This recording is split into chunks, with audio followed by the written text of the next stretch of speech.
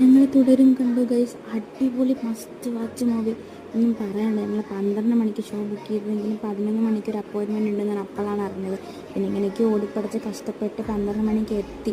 പിന്നെ ഒരു തേങ്ങാവളൊക്കെ വാങ്ങിച്ച് കുടിച്ച്. എനിക്ക് പറയാതിരിക്കാൻ വയ്യ. പഴയ മോഹൻലാലിനെ കണ്ട സന്തോഷം, സങ്കടം, എന്തെന്നില്ലാത്തൊരു ഫീലിങ്സ്, ഇമോഷൻസ് ആയിരുന്നു എൻ്റെ മനസ്സിൽ മൊത്തം. ഇങ്ങനെ കണ്ണിക്കൂടി ഇങ്ങനെ ചുമ്മാ വെള്ളം വന്നുകൊണ്ടിരിക്കുക. സന്തോഷമാണോ വിഷമമാണോ ഒന്നും മനസ്സിലാകാത്തൊരു അവസ്ഥയിലായിരുന്നു.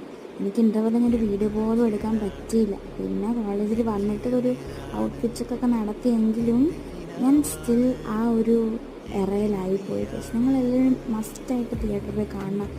ഞാനൊരു മമ്മൂട്ടി ഫാനാണ്. പക്ഷേ പഴയ മോഹൻലാൽ പടവും ഇഷ്ടപ്പെടാത്തൊരു വ്യക്തിയല്ല. എല്ലാവർക്കും അങ്ങനെയായിരിക്കും. അതേപോലെ പഴയ മോഹൻലാൽ പടം കണ്ട സന്തോഷമോ എനിക്കറിയില്ല. ആ ഒരു മോഹൻലാൽ എറയിലായിപ്പോയി ഗൈസ്.